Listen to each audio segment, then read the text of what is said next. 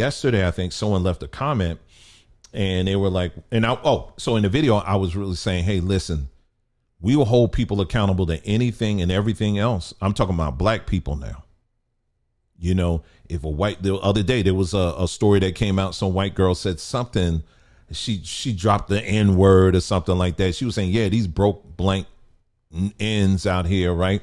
And so black people heard that. Next thing you know, we automatically turned into Voltron, the CIA, the FBI, MI6, and hunted this girl down, found out where this girl works, and got the girl fired for saying this word. Right? There was something I saw today. It was, I think it was a white fraternity or something like that. And they were repeating the words of this very ignorant, overly sexualized song made by black folks. And so black folks are saying that you're appropriating our culture. Hold up. Let's stop here for a second. Do you notice what we're calling our culture now? And you notice what triggers us the most when we see other people saying the N word. No, that's our word. That's our word. How dare you say that? You don't get to call us that. We get to call us that. Do you understand how ass backwards that sounds? That's our word. What we did was you took something bad and we reappropriated, and now we took ownership of it. Now we're the ones. We call ourselves that. Look at me. I'm the N-word now. Look at me now. This is who I am now. I'm a N. And all these are my N's right here. That's right. We all N's up in here. Or this song, in this case here, this song saying all kinds of over sexual nonsense or whatever. We putting that stuff out. You know, these artists put this stuff out. And then you got white people that hear this stuff and then they're like, well, we can sing. Let's sing along with it. Oh, don't you dare say that. We get to degenerate our women. We get to do that. That's us. We get to talk about our genitalia. Yeah, we get to talk about that. We get to talk about who we gonna blank up and all that stuff. That's our culture. You see how this system has come in because the walls are down, has come in and now has been given the license to redefine what our culture is. Do you see that? And so our people would get so mad and so angry and so triggered with this stuff, with stuff like this. But when it comes to holding people accountable who were out here, preachers, teachers, YouTubers, sports, athletes, whatever, actors, actresses, you name them, that was out here pushing this thing. And now we're seeing some real results of individuals who are no longer with us because they was following that advice. Nobody's bringing this up. No, you don't hardly hear anybody saying this stuff. My thing was, let's name these pastors. Let's name them that was out here. Name them and say, hey, pastor, I know, like I talked about, was the pastor and Faith Dome, whatever his name is. I can't think of his name right now. Faith Dome pastor, the son. They turned their whole church into a center where they were issuing out these things.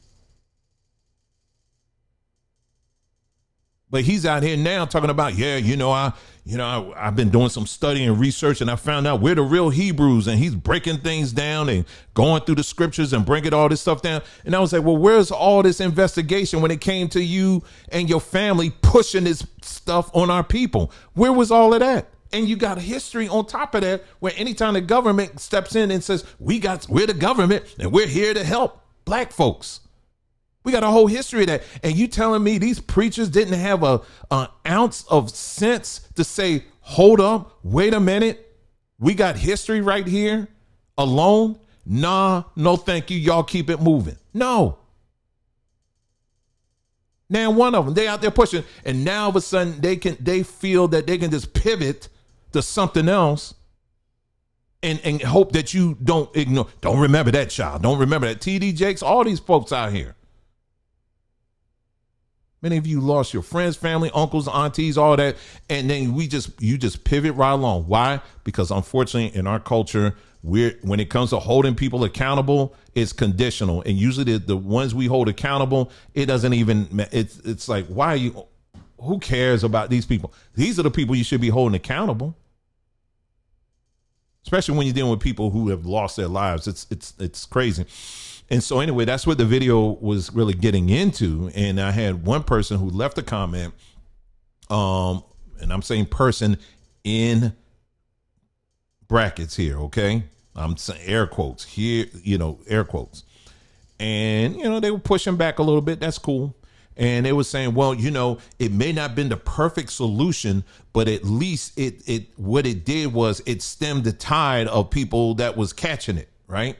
And then it was, but I'm saying a condensed version of what this individual was saying, but they were, they were just going through, and it sounded like, I'm listening to this and I was like, I saw it the first time and I was like, okay, yeah, and then I pushed back, saying that, yeah, but look at what these individuals who've been out here, this is what, before all this was happening, they were saying that these are the warnings, this is what could happen and all that stuff, right?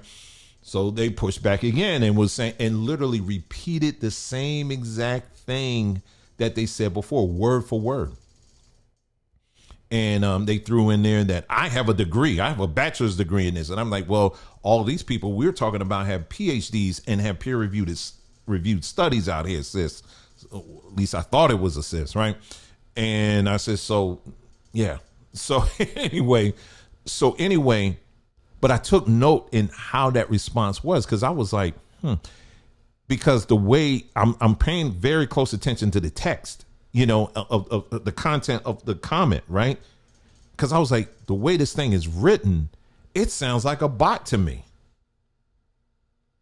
Because, and I'll give you an example of what I'm talking about. These bots, I'll give you an example of what I'm talking about. Chat GPT or some of these other AI platforms that allow interaction, like if you're doing a search or something like that, one of the things you can do is you can actually set up a debate. Like, in other words, if you, let's say, have an opinion about something, right? And then you say, hey, listen, I want to debate you on something. You can do that, right? But it's not perfect. And Chat GPT and these AI platforms, they don't know everything yet.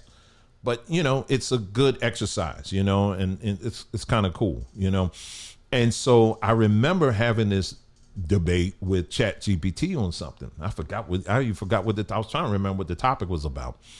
But whatever that topic was, it was intentionally leaving some information out. Information that I could just open up another window, do a search, and it's right there. Like this is the facts. I'm like, why are you leaving this out? I hear what you're saying, but we were going back and forth. I was like, okay, all right, Chat GPT, you got something going, okay.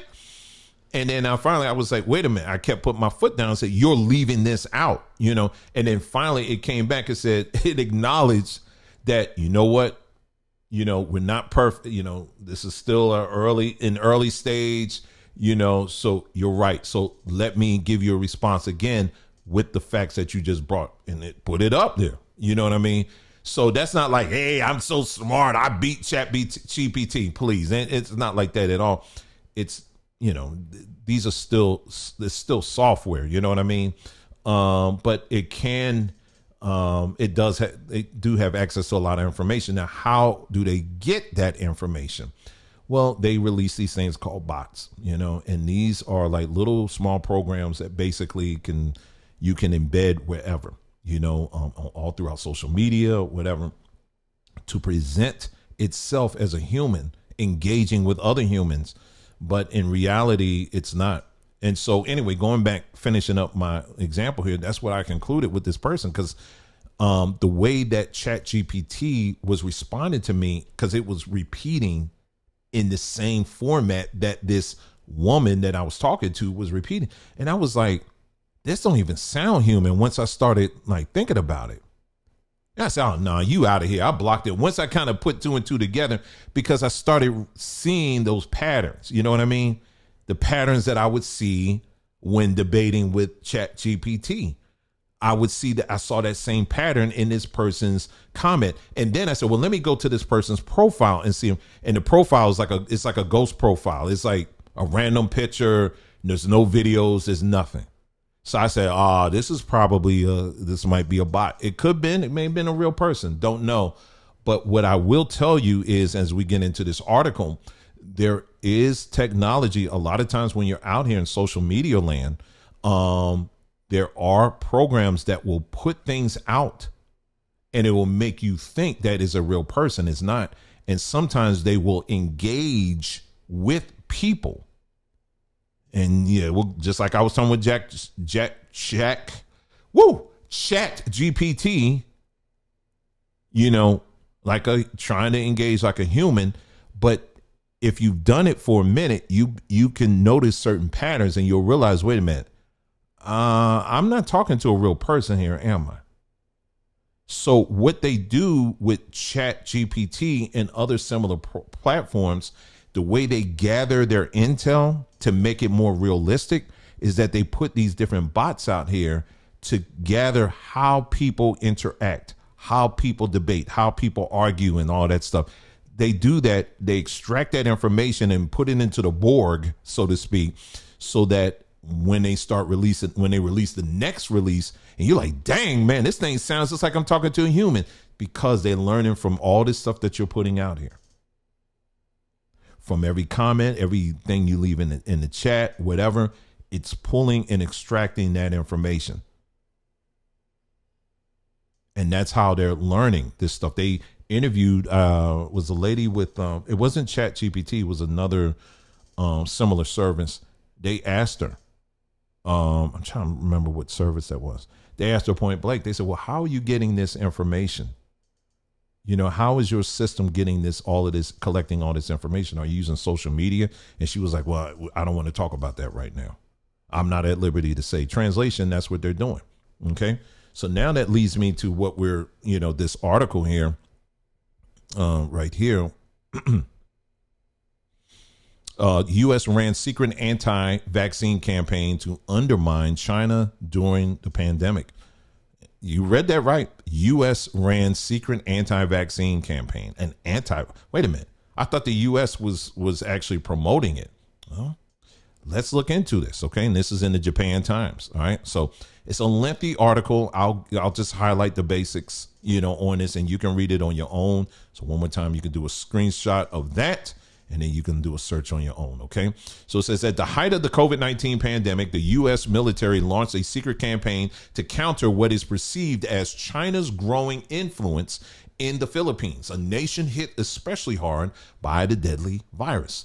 The clandestine operation aimed to sow doubt about the safety and efficacy of vaccines and other life-saving aid that was being supplied by China. An investigation found through phony internet accounts meant to impersonate Filipinos. The military's propaganda efforts morphed into an anti-vaccine campaign. Social media posts decried the quality of face masks, test kits, and first vaccine that would become available in the Philippines, China's Sinovac inoculation. So the United States, according to this article, was engaged in posting things in Filipino space on social media, talking about some of the same things the anti-vax world at large was saying, questioning the mask and the test kits and all that stuff. Well, they were doing the same thing in the Philippines. Gee, I wonder why they were doing that. Well, let's continue. At least 300 accounts on Twitter was identified and that matched descriptions shared by former U.S. military officials familiar with the Philippines operation. Almost all were created in the summer of 2020 and centered on the slogan, China virus. Tag along for it. What they say, China. What did they say? China Ang virus, China Ang. Oh, I don't know what the Ang mean, but maybe it means something. China Ang virus. That's what it says here. Tag along for China for the virus. COVID came from China and the vaccine also came from China. Before I continue, YouTube AI, I'm reading from an article, AI. Okay, I'm not making a claim. All right, so before you try to flag, make sure you go back, hit the backspace button. I'm reading from an article. I am not making this claim. All right, you gotta say that. All right, so the article says COVID came from China and the vaccine also came from China. Don't trust China. One typical tweet from July 2020 read in tag along. The words were next to a photo of a syringe beside a Chinese flag and a soaring chart of infections. Another post read, from China, PPE, face mask, vaccine, fake, but the coronavirus is real. This is the United States that was putting this out. Meanwhile, people that was saying that in the States, oh, they would crucify you if you were making these claims. But the United States government was doing it themselves over there. Why were they doing that? Well, it's going to answer. After X or Twitter was asked about these accounts, the social media company removed the profiles, determining that it was part of a coordinated bot campaign based on activity patterns and internal data. The U.S. military anti-vaccine effort began in the spring of 2020 and expanded beyond Southeast Asia before it was terminated in mid-2021. Tailoring the propaganda campaign to local audiences across Central Asia and the Middle East, the Pentagon used a combination of fake social media accounts on multiple platforms to spread fear of China's vaccines amongst Muslims at a time when the virus was killing tens of thousands of people each day. A key part of the strategy amplified the disputed contention that because vaccines sometimes contain pork gelatin, China's shots could be considered forbidden under Islamic law. Well, gee, isn't it something how the United States itself was pushing this agenda, according to this report here? The military program started under the former U.S. President Donald Trump and continued months into Joe Biden's presidency, even after alarmed social media executives warned the new administration that the Pentagon had been trafficking in COVID-19 misinformation. Biden's White House issued an edict in spring 2021 banning the anti-vaccine effort, which also disparaged vaccine produced by other rivals, and the Pentagon initiated an internal review. The U.S. military is prohibited from targeting Americans with propaganda, and no evidence was found that the Pentagon's influence operation did so. Spokesperson for Trump and Biden did not respond to requests for comment about the clandestine program. A senior Defense Department official acknowledged the U.S. military engaged in secret propaganda to disparage China vaccine in the developing world, but the official declined to provide details. A Pentagon spokesperson said the U.S. military uses a variety of platforms, including social media, to counter those malign influence attacks aimed at the U.S., allies, and partners. She also noted that China had started a disinformation campaign to falsify blame the United States for the spread of COVID-19. In an email, the Chinese Ministry of Foreign Affairs said that it had long maintained the U.S. government manipulates social media and spreads misinformation. So where they're getting at is that the China, according to this report, was actually putting out information and saying that, well, it actually came from the U.S. And so what they're saying, according to the report, is that the U.S. countered by saying, no, it's China that where this came from. All right, let's continue here. And it will talk about that in a moment. Manila's embassy in Washington did not respond to inquiries, including whether it had been aware of the Pentagon's operation. A spokesperson for the Philippines Department of Health, however, said the findings by Reuters deserves to be investigated. We'll skip that, okay? Briefed on the Pentagon's secret anti-vaccine campaign, some American public health experts also condemned the program, saying it puts civilians in jeopardy. Okay, we'll skip that. Okay, let's see here. Trying to get to the good stuff here. Let's see. The effort to stoke fear about Chinese inoculations risks undermining overall public trust in government health initiatives, including U.S. made vaccines that became available later. We're going to keep skipping there. Let me see here. Let's see here. All right, let's see here. Let me go to this one. Together, the phony accounts used by the military had tens of thousands of followers during the program. Reuters could not determine how widely the anti-vaccine material and other Pentagon planted disinformation was viewed, or to what extent the post may have caused COVID-19 deaths by dissuading people from getting vaccinated. All right, let's get here. Let's go down here. All right, let's go here. Let's see. All right. All right, I'll just start here. Some Filipino healthcare professionals and former officials were shocked by the U.S. and anti-vaccine effort, which they say exploited an already vulnerable citizenry. Public concerns about the Dengue, I don't know if I'm saying that right, fever vaccine rolled out in the Philippines in 2016 had led to broad skepticism towards inoculations overall. All right, let's go down here. And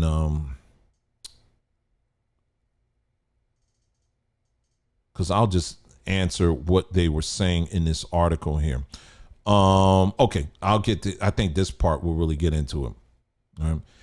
In 2019, Trump authorized the CIA to launch a clandestine campaign on Chinese social media aimed at turning public opinion in China against the government.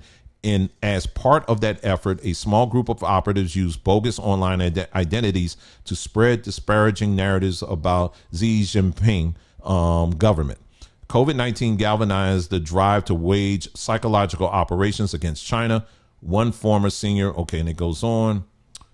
The article goes on. I'll just say this to kind of not waste too much of your time here, but it's a very detailed article. What they were saying in this article here was that the reason why the United States was pushing an anti-vaccine campaign against the Philippines was because of the fact, as you said earlier in the article, they were getting, the Philippines at that time initially was getting their vaccines from China. But again, we're dealing with it's a militarized, but also very, when it comes to business, corporate world, it's very vicious. And so the United States, they wanted to be the ones in the lead in giving out these vaccines. So what they did was the United States, coupled with these businesses like Pfizer and others, they got together and said, we're going to spread misinformation about China's vaccine and say how contaminated it is, and China's the one that actually put this thing out there in the first place. You need to depend on us. And that's what this article goes on. And so what they're saying in this article, they're saying how they use bots on social media to achieve that. All right. Because the people in the Philippines, if you remember, they weren't even checking for the vaccine until their president said, listen, if you don't take this thing, basically, we're going to throw you behind in jail. That's how serious he got. Yeah, this is a very long article, and I didn't want to read the entire thing, but it goes in detail and talks about the millions of dollars these companies were getting to wage this psychological internet AI war against people, against the vaccine in the Philippines. But if the United States was doing that overseas, what do you think they were doing here in this country? Like I said, it's a let me scroll up here so that you can see the title of the article again, and you can get it, if you want to, if you screenshot it, so you can search for it on your own, you can. We actually go into details regarding this, not just COVID, but also this new wave of vaccine stuff that they're talking about. We're doing that over on Threema, in our Threema group. I'll maybe tell you again about that if you want to join that, free of charge, of course, but it's there to talk about these things in detail, things that we can't say on this platform, but we can certainly say for now on that platform over there on Threema.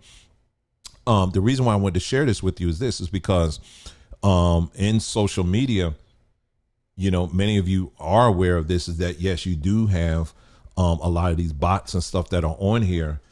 Some of them are, some of these people are very real. You know what I mean? Some of these people we engage with are very real people, but you also have beings or things or whatever, bots on here that are not real. These are learning software programs that will engage and make you think that they're saying that they're,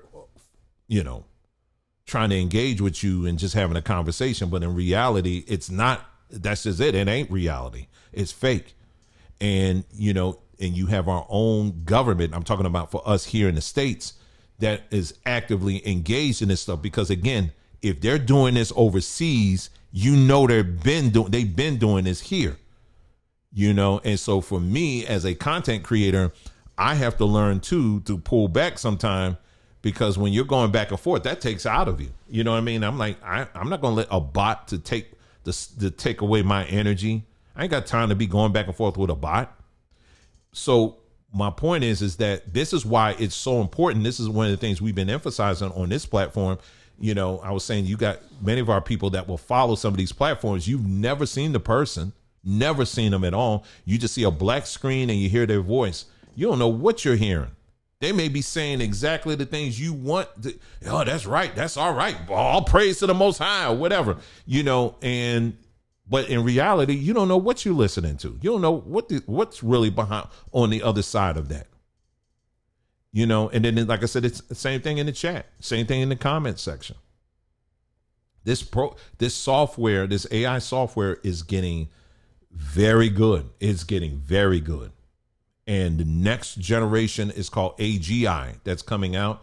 Artificial generative generation. I think it's generative or generation intelligence. The next one that's coming out, man, oh man, you ain't going to even be able to tell at all. That's how good it is. And so I wanted to bring that story up as something to learn from, that, there's a lot of information that's being dumped out here today, even with the story that we talked about earlier as it pertains to the WNBA. You got people on both sides instigating, like, yeah, Angel Reese, what's she talking about? This black pickaninny looking girl, she need to go somewhere and sit down. And so black folks, we're all in our emotions. We see that, oh yeah, well, I'm going to do this. And the whole time it's software. And then you got somebody sitting in DC somewhere, and they're like, yeah, okay. How many of these niggas, how much did they click? How many did they share? Okay, good. Let me say something else. And you going back and forth with something that ain't even real. A lot of this stuff, they use this stuff in marketing. These bots and stuff like that, they use this stuff in marketing. That's like the thing. That's what makes it scary now. This is the next generation of marketing now, is that you're going to use AI software to actually promote engagement with people on various topics. If the media, mainstream media, if they have a certain story that they want to push, guess what they're going to use? They're going to use AI to push certain narratives. I was on Instagram, not Instagram. I was on TikTok the other day. This sister, she was on there, and she was talking about Elon Musk. She was talking about something. What she was alleging is that he's trying to protect Republicans when it comes to bots. I won't get into the whole detail, whatever, but it was only partially true what she was saying. I was like, because the next post, she was just making something up about somebody. I was like, no, you need to play the whole clip. And I said, you're putting out misinformation. You know what I mean? And she had nothing to say on that one. But the point is that you have to be very careful out here in what you engage with here on social media. You got to be very careful. I don't care if it's on spiritual matters, because I've been said, in Christian circles, in when you're talking in the Hebrew world, in the Muslim world, in the religion world, they got bots for all of these things. And what they are actively doing every time you leave a comment, every time you leave a like, every time you leave something in the chat, they are recording that, and these machines are flipping around, and they are engaging in real conversation with people. Many times they are pushing certain narratives. And I say this I'll say that for another time, but for the religious people in the house, you got to be very careful on where you get information from. So, because some of these people will drop certain things, and just go check their profile. If they got a ghost profile, you better be like, out. Okay, I'm gonna leave you alone. And some of these people, they'll go as far as create a full profile, load it up with a bunch of pictures, and you think, oh, it's a real person, but it's not. They're all AI pictures.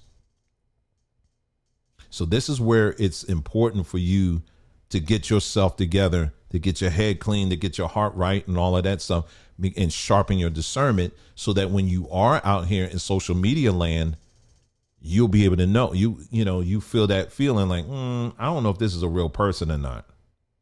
And then you can just back all the way off of that and save your energy. Because some of these people, they know the buttons to press, especially when it comes to black people. And you're going to see this in this next presidential campaign. You're going to see a ton of this happening. It was happening in the past, but you're going to see it even more. Elon Musk just hired someone that used to work for the NSA, the National Security Administration. I think that's what it is, right? He just hired someone with the NSA. You think I'm done with the NSA. Now I'm just going to work in the tech world. No, it's all, they're collecting a bunch of data. And then the last thing I would say is that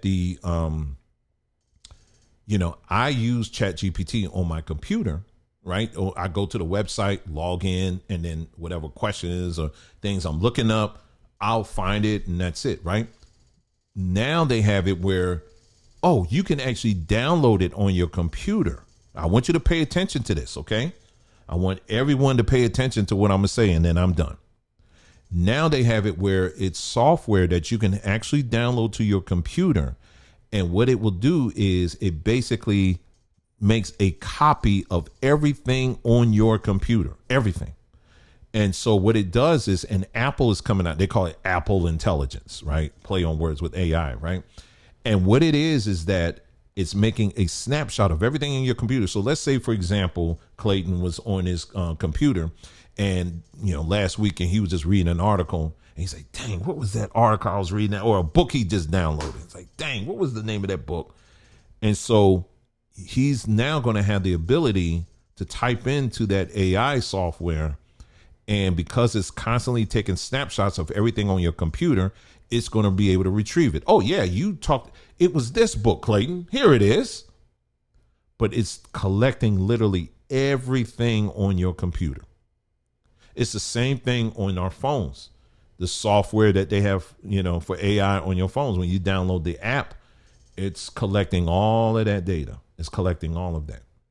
And Apple, to some extent, already has it on there. But this next wave that they're coming out, my personal advice is don't download it.